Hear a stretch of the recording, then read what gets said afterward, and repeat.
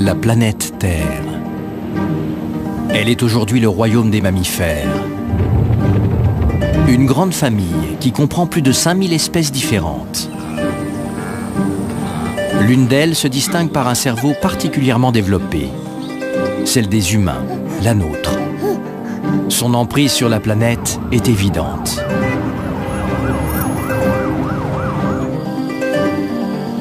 Mais la Terre n'a pas toujours été un paradis pour les mammifères. Pour nos lointains ancêtres, elle a longtemps été un monde hostile et terrifiant. Un monde de dinosaures.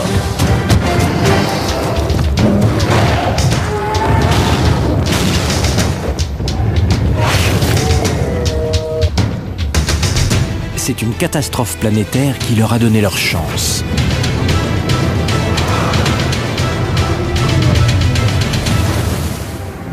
Elle a anéanti les dinosaures et épargné les mammifères. Tout redevenait possible. Mais plusieurs familles pouvaient prendre la place laissée libre par la disparition des dinosaures.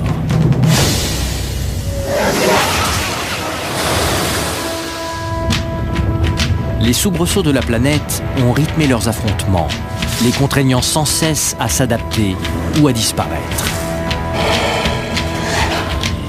Au terme d'une course évolutive de plus de 200 millions d'années, le groupe des mammifères auquel nous appartenons s'est imposé. Cette histoire est celle de la longue lutte des mammifères pour survivre, évoluer et finalement s'approprier l'héritage des dinosaures. Elle a façonné le monde que nous connaissons aujourd'hui. C'est notre histoire.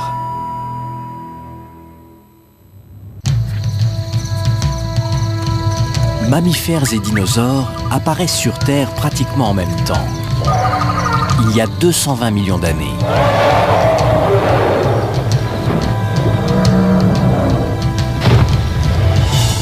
Mais alors que les dinosaures connaissent une expansion spectaculaire, les mammifères écrasés par leur domination restent de petits animaux, semblables à des souris. Contraints d'évoluer pour survivre, ils acquièrent un nouvel organe, le placenta, qui leur permet de protéger plus longtemps leurs petits dans les ventres maternels.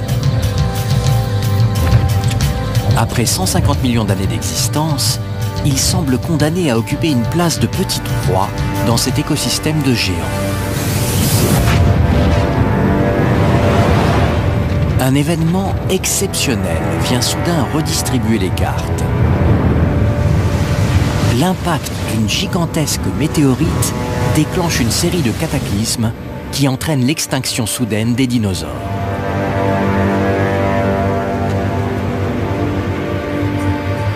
C'est une chance inespérée que nos lointains ancêtres vont mettre à profit. À une trentaine de kilomètres de la ville de Francfort, en Allemagne, le site de Messel est un gisement unique au monde de fossiles de la période de l'Éocène, une vingtaine de millions d'années après la disparition des dinosaures.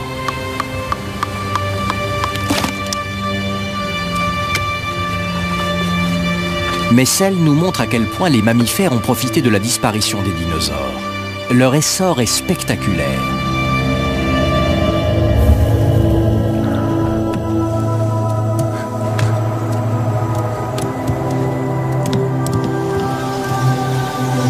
Il y a 47 millions d'années, dans la jungle qui recouvre l'Europe, les mammifères évoluent et se diversifient. Propaléotherium, l'ancêtre du cheval, est un herbivore qui se nourrit de feuilles et de graines.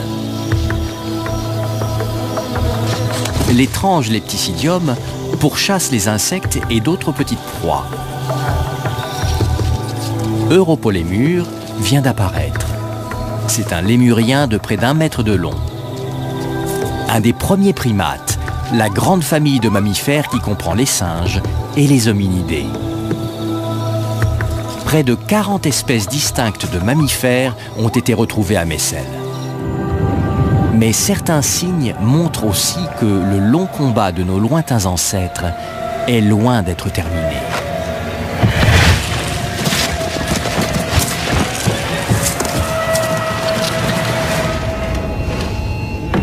Un fossile conservé au Muséum d'histoire naturelle de Karlsruhe montre clairement que dans ce paradis, les mammifères ont toujours de dangereux ennemis. Ce fossile ne comporte que la moitié inférieure du corps d'un europolémur. Et sur ses tibias, on constate la présence de fractures multiples.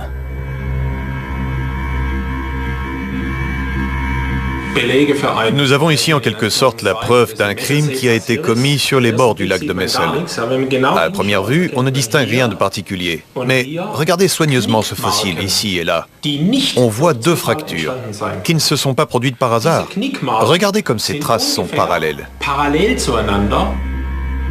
Ces traces ont été causées par des dents. Et si seule la moitié inférieure de cet europolémur a été retrouvée, c'est sans doute qu'il a été déchiré en deux par une puissante mâchoire. Quel prédateur a bien pu saisir ainsi un animal qui vivait principalement dans les arbres? Il existe un animal moderne capable d'une telle agression. Nous sommes ici à Darwin, dans le nord de l'Australie. Chaque année, de nombreux touristes viennent ici pour voir ce monstre en action. Pour l'attirer, on utilise un morceau de viande de buffle comme appât.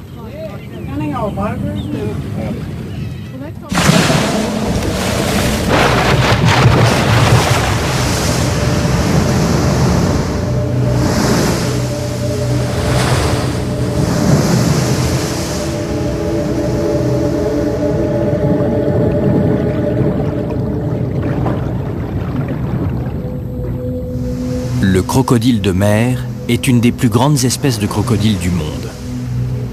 Et il utilise la puissance de sa queue pour se propulser hors de l'eau et saisir ses proies.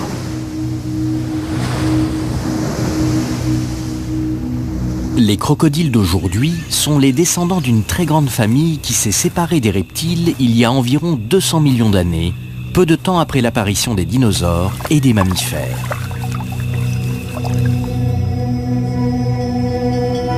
Le plus vieil ancêtre des crocodiles est un animal terrestre qui, comme les dinosaures, avait développé la bipédie. Il se nomme Saltoposuchus et ne mesurait qu'une quarantaine de centimètres. À l'époque de Saltoposuchus, l'ensemble des terres émergées est regroupé en un seul continent, Pangée. Mais au cours de l'ère des dinosaures, ce continent se fractionne et un nouvel habitat se développe. Les marécages et les zones humides des rivages. Les crocodiliens investissent cette niche que les dinosaures n'occupent pas et s'y adaptent. Un fossile datant de 73 millions d'années, la toute fin de l'ère des dinosaures, montre jusqu'où ils ont poussé cette spécialisation. Ce fossile a été retrouvé au Texas, aux États-Unis. Il s'agit du crâne d'un crocodile gigantesque. Ses dents mesurent jusqu'à 15 cm de long.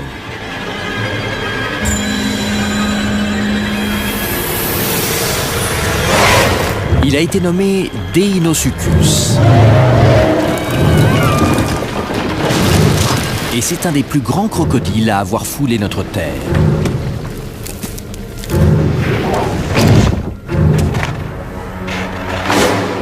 Il devait mesurer une quinzaine de mètres de long.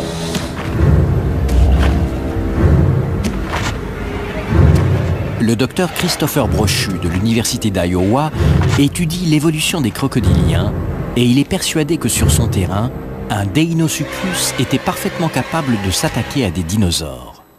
Deinosuchus était aussi grand que les dinosaures carnivores de son époque, mais c'était un crocodilien, un ancêtre des alligators et des caïmans. À cette époque, les dinosaures eux-mêmes pouvaient être la proie des crocodiliens. Ils dominaient l'écosystème des rivages, et les dinosaures qui s'en approchaient risquaient d'y laisser la vie.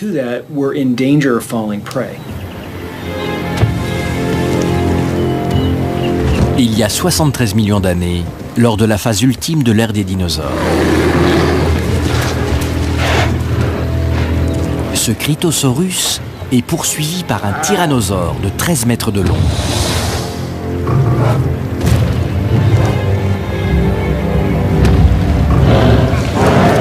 pourquoi ce monstre ne s'aventure-t-il pas plus loin?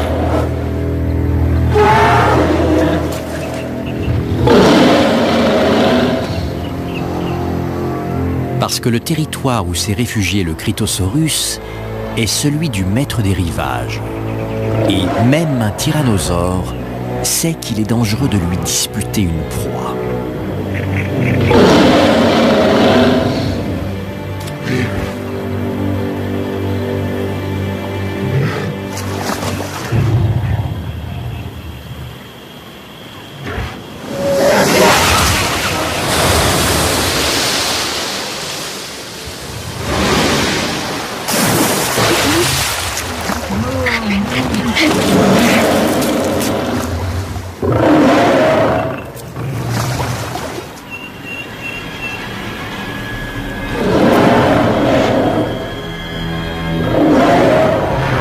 L'impact de la météorite a eu de graves conséquences pour les crocodiles. Les géants se sont éteints. Mais l'élévation de la température a été moins dramatique dans l'eau qu'à l'air libre. Et les espèces plus petites ont survécu à la catastrophe.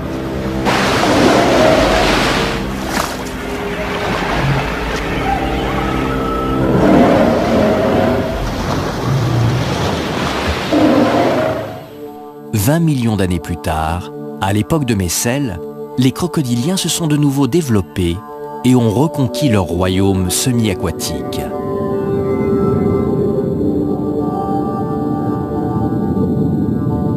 Celui-ci est un diplocynodon. Il mesurait plus de 2 mètres. Les mammifères comptaient sans aucun doute au nombre de ses proies. Et même dans les arbres, ils n'étaient pas toujours à l'abri.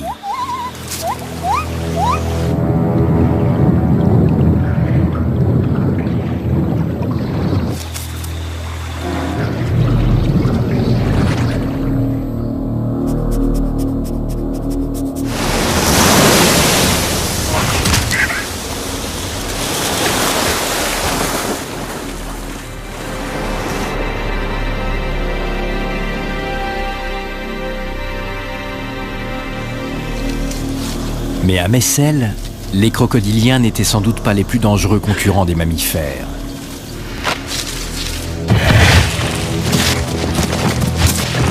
Les fossiles de plus de 50 espèces d'oiseaux ont été mis au jour sur le site, montrant qu'ils étaient eux aussi en plein développement. La plupart mesurent entre 10 et 30 cm.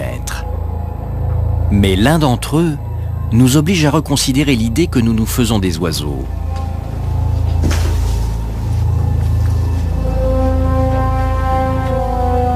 L'os de sa cuisse mesure à lui seul une trentaine de centimètres. Il appartient à un animal dont on a également retrouvé la trace sur le continent américain. Le docteur Lawrence Whitmer de l'Université d'Ohio a mené des recherches approfondies sur les fossiles de cet oiseau gigantesque nommé Gastornis.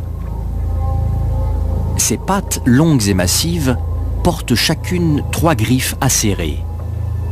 Il possède un cou puissant et un bec énorme, capable de briser des os. Il mesure environ 2 mètres et pèse près de 100 kilos. Il est incapable de voler et se déplace comme les autruches modernes. Mais sa position dans l'écosystème est bien différente de celle qu'occupent les autruches. Les autruches ont un crâne relativement petit quand on le rapproche de l'énorme crâne de Gastornis. On peut aussi noter le cou très fin de l'autruche et celui extrêmement robuste et musclé de Gastornis. On sait que les autruches se nourrissent de plantes et de petits invertébrés. Mais chez Gastornis, on voit toutes les caractéristiques d'un grand prédateur. Gastornis est un des plus grands animaux de son époque. Il est le premier grand prédateur apparu après l'extinction des dinosaures. Dans l'écosystème de Messel, il occupe sans aucun doute la position dominante.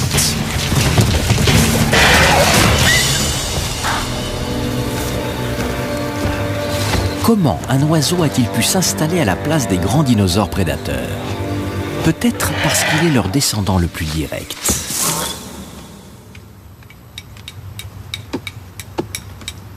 Cette surprenante filiation a été révélée par une série de fossiles découverts en Chine sur le site de Liaoning. Voici celui d'un dinosaure appelé Sinosauropteryx qui mesurait environ 1 mètre. Il a révolutionné notre vision des dinosaures. On pensait jusqu'alors que les dinosaures étaient couverts d'écailles comme les crocodiles ou les lézards. Mais ce fossile montre qu'il y a 125 millions d'années, certains dinosaures se sont couverts de plumes.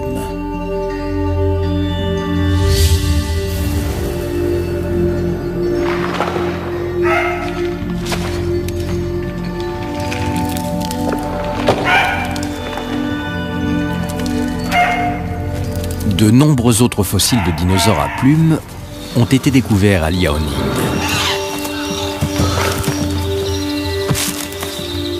Ils nous apprennent qu'au milieu de l'ère des dinosaures, certains ont évolué,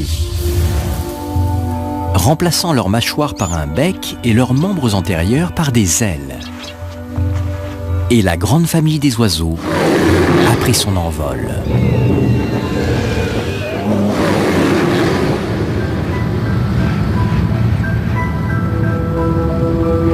En Mongolie, une autre découverte a révélé un lien encore plus inattendu entre les dinosaures et les oiseaux.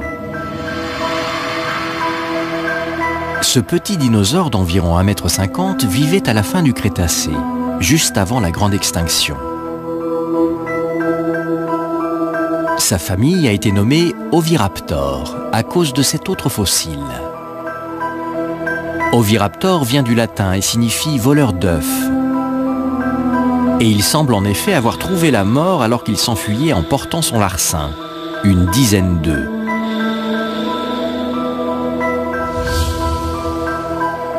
Mais le docteur Barsbold de l'Académie des sciences de Mongolie a découvert que ces œufs contenaient en fait des embryons de dinosaures de la même espèce. Oviraptor ne volait pas ces œufs, il les couvait. On avait toujours pensé que les dinosaures pondaient leurs œufs et les abandonnaient. Pourtant, certains dinosaures couvaient leurs œufs. Ce fossile a transformé notre vision des dinosaures. On croyait jusqu'alors que, comme les reptiles modernes, les dinosaures enterraient leurs œufs. Parce que, comme eux, ils faisaient partie des animaux dits à sang froid, c'est-à-dire incapables de générer une chaleur corporelle.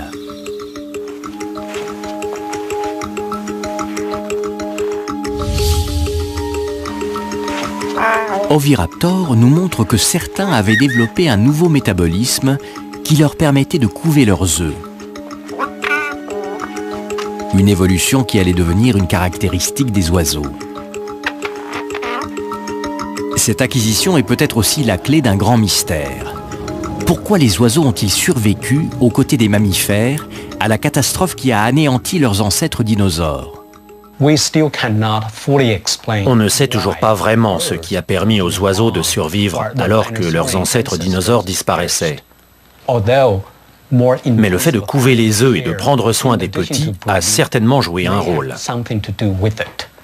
Le placenta chez les mammifères, les soins parentaux des oiseaux, cette révolution des modes de reproduction qui se produit pendant l'ère des dinosaures a joué un rôle essentiel dans les développements évolutifs des mammifères et des oiseaux dans le monde d'après les dinosaures.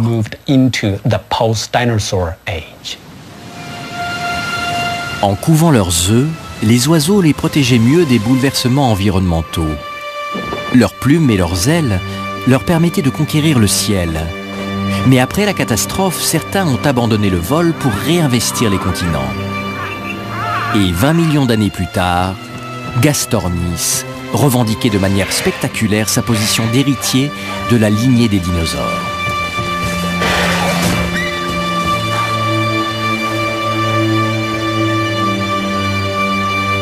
Selon le docteur Whitmer, son arme la plus terrible lui avait été léguée par ses ancêtres. En évoluant à partir des dinosaures prédateurs, les oiseaux ont subi des changements très profonds au niveau du crâne et des ailes, mais moins au niveau des membres inférieurs. Les pattes des oiseaux ressemblent beaucoup à celles de leurs ancêtres dinosaures. Gastornis est très grand. et ses pattes très robustes évoquent plus la puissance que la vitesse. Le comportement du casoar, un oiseau qui vit en Australie et en Nouvelle-Guinée, illustre la manière dont Gastornis utilisait cette arme.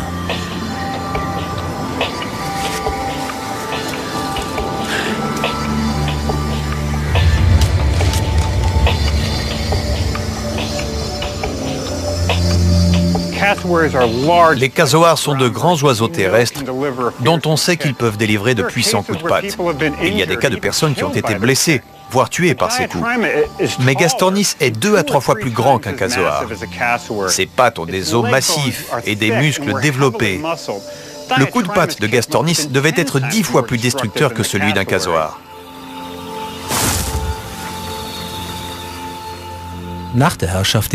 Après la fin du règne des dinosaures, les mammifères ont connu un âge d'or à Messel, mais ils n'occupaient pas le sommet de la chaîne alimentaire. Cette position était, sur les rivages, réservée aux crocodiles grâce à leurs puissantes mâchoires. Et dans la jungle vivait Gastornis, un oiseau géant de plus de 2 mètres, doté d'un bec redoutable qui chassait probablement les mammifères. Ces animaux étaient les véritables maîtres de la jungle de Messel, et les mammifères étaient leurs proies.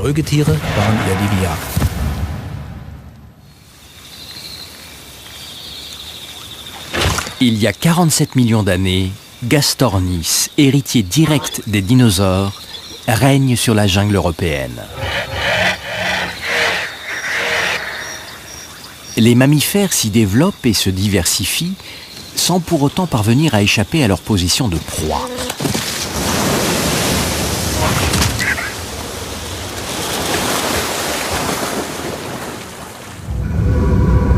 Mais sur un autre continent, les choses se sont passées différemment. Dans la période qui suit la disparition des dinosaures, les masses continentales sont en plein bouleversement. L'Europe est alors un territoire morcelé, parcouru de bras de mer et principalement composé de zones humides ou forestières. L'Asie, en revanche, est restée un énorme bloc continental et il semble que cette situation ait profité aux mammifères.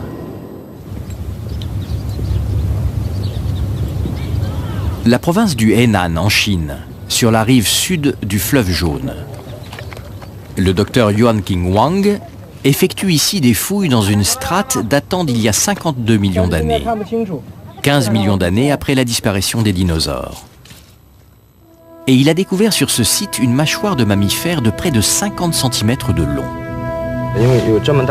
Une mâchoire de cette taille ne peut être que celle d'un Asiocoryphodon, j'en suis sûr.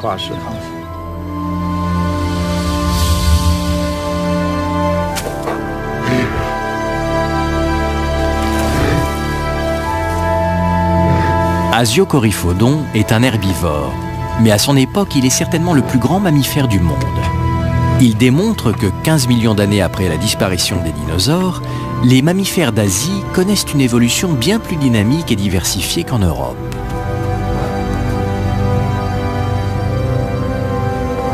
Le docteur Baird, un spécialiste de l'évolution des mammifères, explique cette situation par la nature même du continent asiatique. Je pense que c'est l'immensité du continent asiatique qui a entraîné une telle diversification chez les mammifères.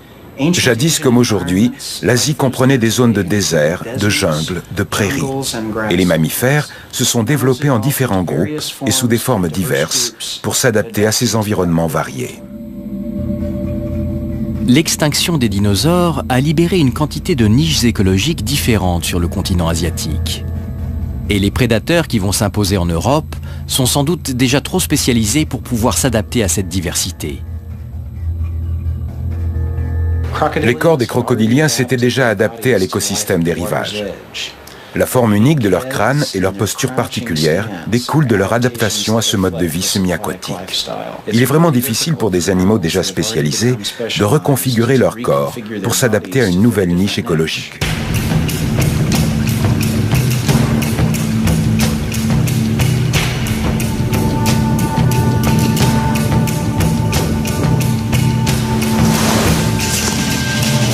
Le problème est le même pour les oiseaux géants. Gastornis a conservé l'anatomie développée par les oiseaux pour voler.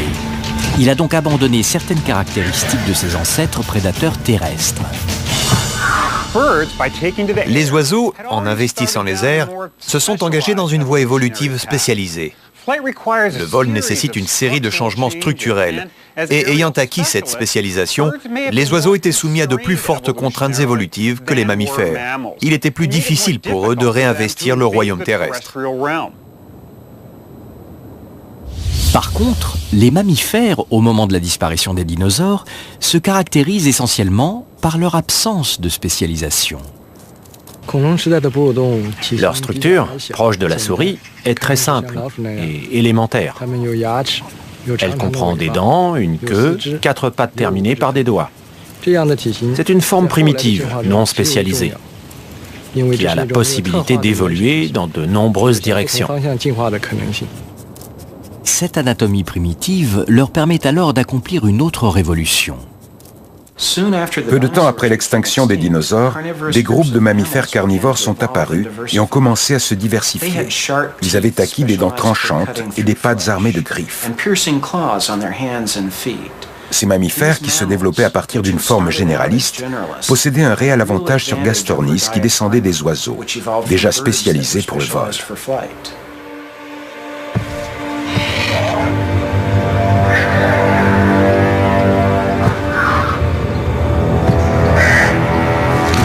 L'apparition de ces premiers mammifères carnivores entraîne d'ailleurs rapidement la disparition de Gastornis.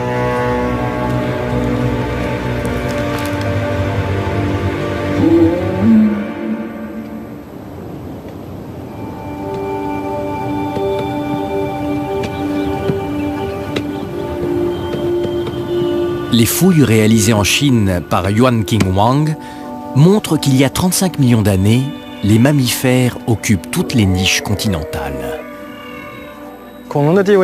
Sur le long terme, ce sont les mammifères qui ont profité de la chance offerte par la disparition des dinosaures.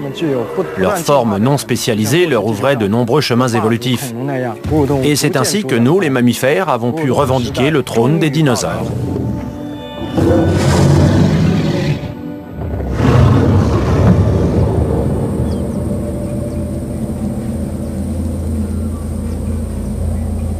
30 millions d'années après la disparition des dinosaures, le continent asiatique est déjà un royaume de mammifères. Ils y ont évolué, se sont diversifiés et spécialisés dans toutes les directions. Des mammifères géants apparaissent. Celui-ci mesure jusqu'à 5 mètres de long. C'est un Ambolotherium.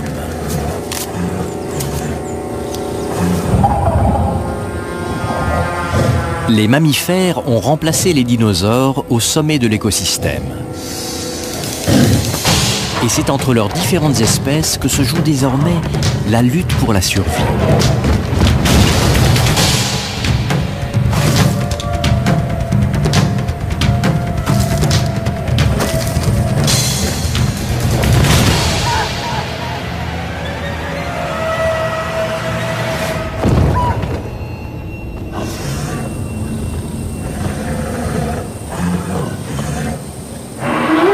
Leur domination entraîne l'apparition d'un véritable phénomène.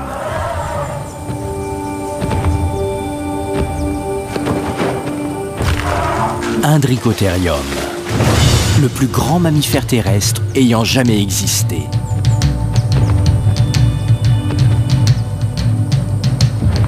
Ses dimensions rappellent celles des grands dinosaures. 8 mètres de long, 2 fois plus gros qu'un éléphant d'Afrique.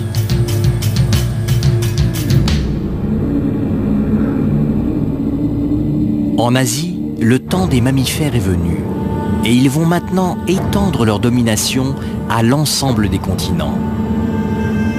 Mais une course reste à courir, celle qui va voir s'affronter durant plus de 20 millions d'années 2 grandes familles de mammifères. L'une de ces 2 familles est la nôtre, ainsi que celle de la plupart des mammifères modernes. Elle est apparue au milieu de l'ère des dinosaures avec Eomaya. C'est la famille des mammifères placentaires.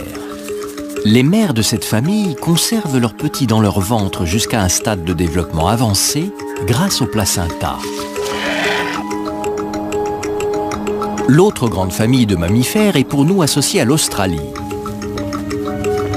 Kangourous et koalas en sont les représentants les plus connus. Ce sont aussi des mammifères, mais ce sont des marsupiaux.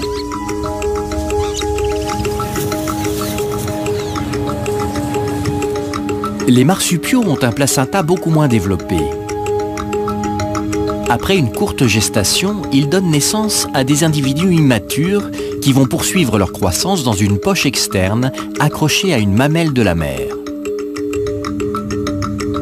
La majeure partie de leur développement se fait dans cette poche.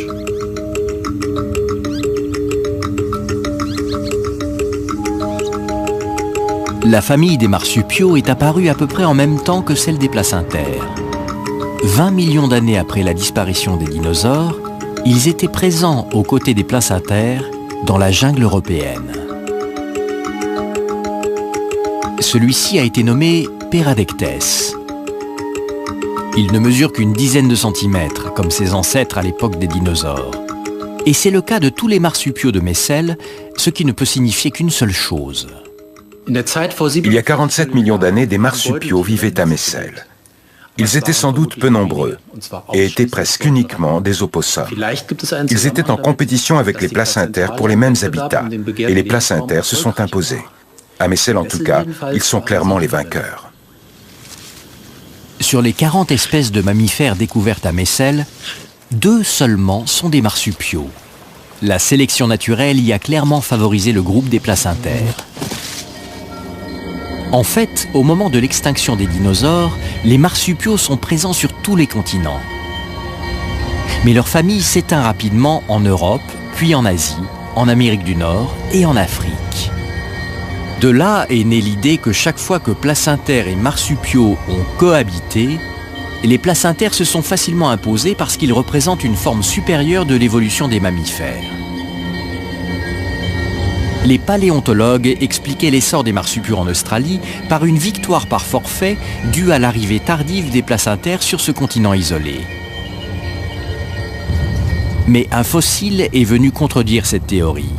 Il a été mis au jour dans la région de Murgone, dans l'est de l'Australie, au cœur d'une strate géologique datant de 55 millions d'années, 10 millions d'années après la disparition des dinosaures. Le docteur Michael Archer, spécialiste de l'évolution des marsupiaux, dirigeait l'équipe qui l'a découvert. Voici la chose la plus extraordinaire que nous avons trouvée à Murgone. Voici Tingamara. Ce fossile de 2 mm est une dent de mammifère remarquablement préservée. Or, la dentition est un des critères les plus sûrs pour distinguer les placentaires des marsupiaux. Nous avons étudié cette dent dans ses moindres détails, et son message est très clair. Elle appartenait à un mammifère de notre famille, pas de celle des kangourous ou des wombats, mais bien de notre groupe de mammifères en Australie, il y a 55 millions d'années. Ce n'est pas ce que nous pensions trouver, mais c'est une réalité indiscutable. La présence de placentaires en Australie il y a 55 millions d'années montre que les marsupiaux n'ont pas remporté leur victoire par défaut. C'est la raison pour laquelle cette découverte a été un choc. Elle contredit totalement l'idée de notre supposée supériorité. Il y a clairement eu compétition entre les deux groupes en Australie, et le résultat a été que les marsupiaux ont gagné et les placentaires ont perdu. Alors pourquoi les marsupiaux ont-ils réussi à établir leur domination sur ce continent? L'analyse des sols de Murgone montre que cette zone, alors marécageuse, a connu de fréquentes périodes de sécheresse. Et le docteur Archer pense que cette spécificité de l'environnement australien est la clé de la victoire des marsupiaux. Quand des mammifères placentaires entament une gestation, ils doivent aller jusqu'au bout. Et si les conditions ont changé et que le moment est mal choisi pour enfanter, il n'y a aucune échappatoire. Le bébé mourra sans doute, et peut-être la mère aussi. Les mères marsupiales contrôlent mieux leur reproduction. Lorsqu'elles donnent naissance à un petit, il est à l'état de larve. Si les conditions changent et deviennent catastrophiques, elles peuvent s'en débarrasser, cesser d'investir dans ce petit et survivre pour se reproduire plus tard. C'est peut-être l'unique raison pour laquelle les marsupiaux ont survécu en Australie, alors que les placentaires se sont éteints.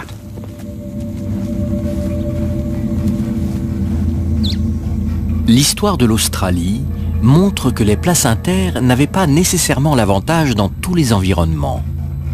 Mais le continent qui a conservé les traces les plus surprenantes du conflit évolutif entre marsupiaux et placentaires est sans aucun doute l'Amérique du Sud.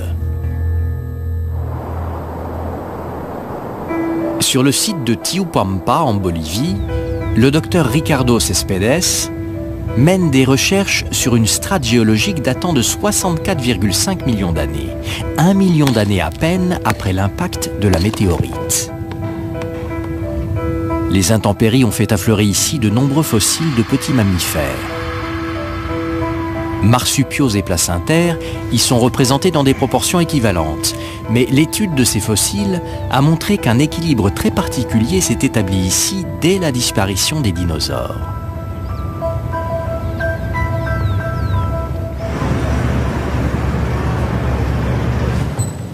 Ces fossiles sont étudiés à Paris, au Muséum d'histoire naturelle, par le docteur Christian de Muison, qui a co-dirigé ces fouilles. Alors voilà le fossile que mon collègue bolivien Ricardo Céspedes et moi avons trouvé en Bolivie, à Tiupampa. Ces fossiles sont remarquablement préservés et permettent d'établir des comparaisons détaillées. À droite, un placentaire appelé Pantodon, à gauche, Mayulestes, un marsupial plus petit d'une trentaine de centimètres. Les fossiles de Tiupampa sont exceptionnels. Ils constituent la faune de marsupiaux et de placentaires la plus ancienne connue en Amérique du Sud et leur préservation est absolument remarquable. C'étaient des animaux de petite taille. Depuis il y a environ 65 millions d'années, marsupiaux et placentaires ont évolué ensemble en Amérique du Sud. C'était un monde unique et étonnant, parce que très différent de ce qui se passait sur les autres continents à la même époque. En quoi ce monde était-il si différent? Ce sont les dents de ces fossiles qui nous l'apprennent. Celles du placentaire Pantodon trahissent une alimentation omnivore, essentiellement à base de racines. Mais celles du marsupial sont d'une autre nature. Mayulestes a des dents pointues et coupantes qui dénotent un régime carnivore. C'était un animal agile, capable de s'attaquer à d'autres petits mammifères, voire des mammifères moins petits, comme par exemple ce Pantodon. Le marsupial était un prédateur carnivore et le placentaire, sa proie. Or, cette situation surprenante se retrouve chez tous les fossiles de cette région jusqu'à une date relativement récente. Pendant près de 60 millions d'années, les carnivores prédateurs sont tous des marsupiaux, tandis que les placentaires sont eux tous herbivores ou omnivores. Il n'y a donc aucun placentaire prédateur. Cet équilibre inversé par rapport au reste du monde a permis aux marsupiaux de poursuivre leur évolution dans des directions qu'on ne retrouve nulle part ailleurs.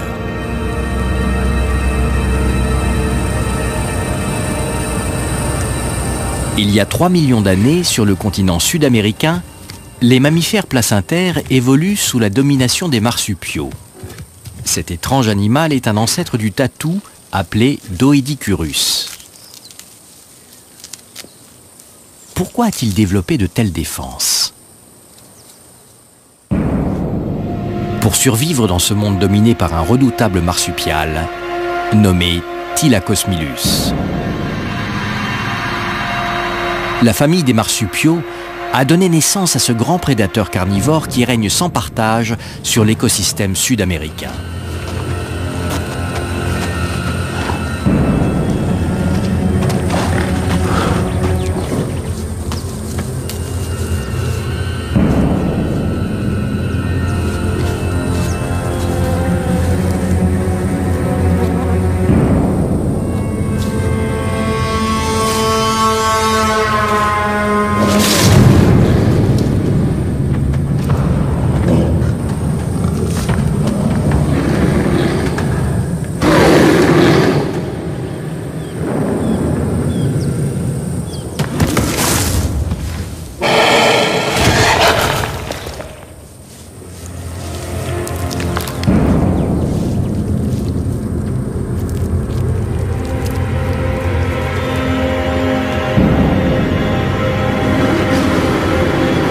Le continent sud-américain est alors le royaume des marsupiaux. Mais en Amérique du Nord se prépare déjà l'ultime rebondissement de cette course pour la domination de la planète. En plein cœur de Los Angeles, aux États-Unis, se trouve un site où se sont accumulés les restes d'un nombre incalculable d'animaux anciens. Les puits de goudron de la Brea. Depuis leur apparition il y a 45 000 ans, ces affleurements naturels d'asphalte ont conservé les ossements de tous les animaux qui s'y sont aventurés. Le docteur Christopher Shaw du Page Museum mène des recherches sur un mammifère dont les restes ont été retrouvés ici. Il s'agit d'un autre grand prédateur carnivore. Smilodon. Il ressemble à s'y méprendre à Thylacosmilus, mais c'est un placentaire.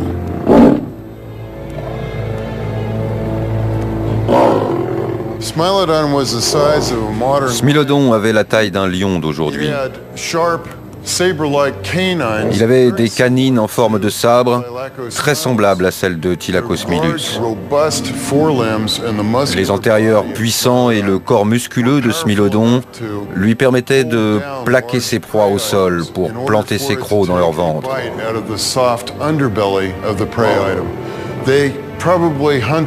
Ils chassaient probablement en groupe et étaient sans aucun doute les plus puissants prédateurs du monde de mammifères placentaires qu'était l'Amérique du Nord.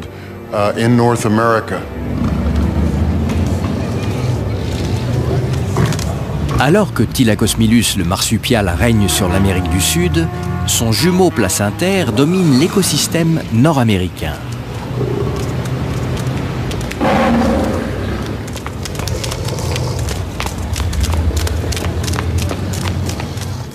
L'évolution de chaque branche de mammifères sur des continents séparés a donc conduit à l'apparition de prédateurs aux caractéristiques identiques.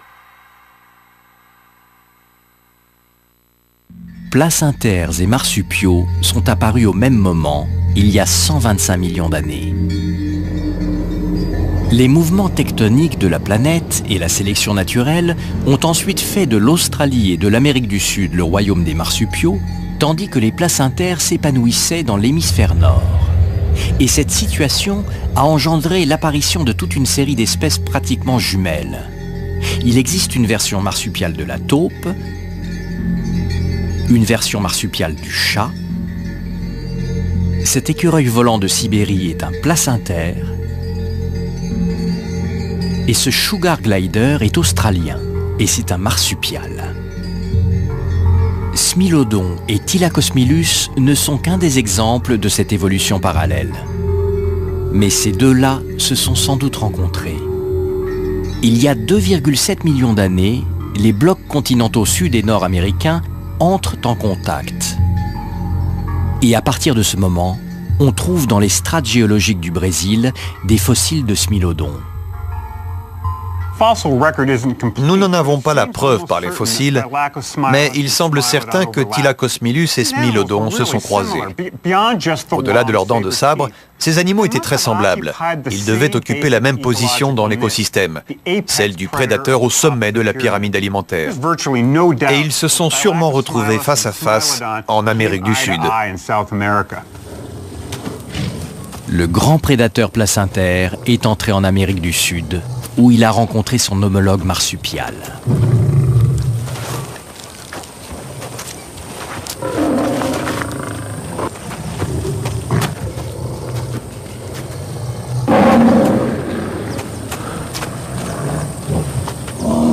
Le résultat fut sans appel. Peu de temps après la jonction des deux continents, la lignée de Thylacosmilus s'est éteinte. Celle de Smilodon a continué à prospérer jusqu'à il y a environ 10 000 ans.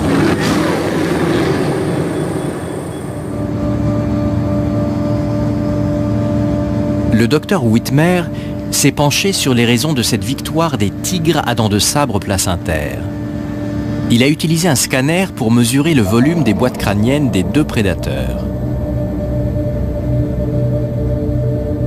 Proportionnellement à sa masse corporelle, le cerveau de Smilodon était 1,5 fois plus volumineux que celui de Thylacosmilus.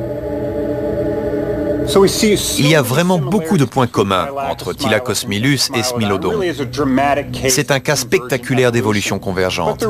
Mais il y a aussi des différences, et l'une d'elles est que Smilodon possédait un cerveau beaucoup plus volumineux et plus complexe. Ce qui signifiait sans doute que Smilodon était un chasseur plus rusé ou plus intelligent. Le docteur Whitmer a alors étendu l'expérience à d'autres espèces jumelles et il a obtenu le même résultat. Nous avons comparé les cerveaux de centaines d'animaux différents. Et une constatation s'impose. Les cerveaux des placentaires sont en moyenne plus gros et plus complexes que ceux des marsupiaux. Pour le docteur Luo, la différence de mode de reproduction suffit à expliquer ce phénomène. Les nouveau-nés marsupiaux doivent pouvoir rester accrochés au téton de leur mère. Donc leurs crânes doivent être ossifiés beaucoup plus tôt. Ce durcissement précoce élimine la possibilité de certains développements évolutifs, comme celui d'un cerveau volumineux.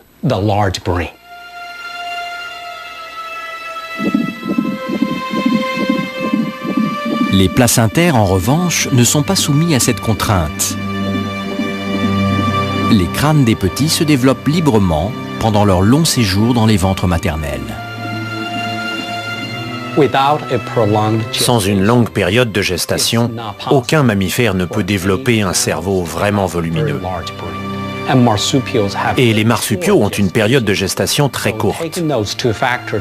De ces deux facteurs, on peut déduire que les marsupiaux n'auraient jamais pu donner naissance à des primates au cerveau développé comme les humains.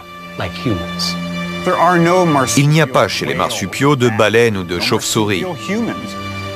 En fait, dans l'univers parallèle de l'évolution des marsupiaux, aucun animal n'approche le niveau d'intelligence des humains ou des autres primates. On ne peut donc que se réjouir du chemin évolutif qu'ont emprunté les placentaires.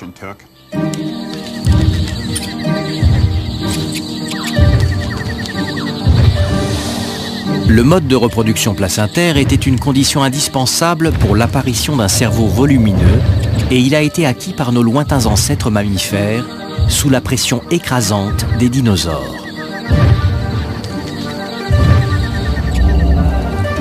C'est un cataclysme planétaire qui a donné à ces petits animaux nocturnes une chance inespérée de se développer dans un monde soudain débarrassé des dinosaures.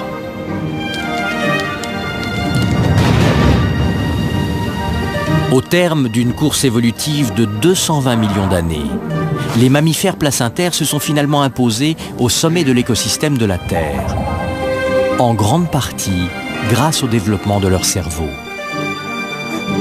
L'histoire de nos ancêtres montre que notre existence est le résultat d'une incroyable chaîne d'incidents remarquables et que le monde de mammifères issus de ce long processus est unique.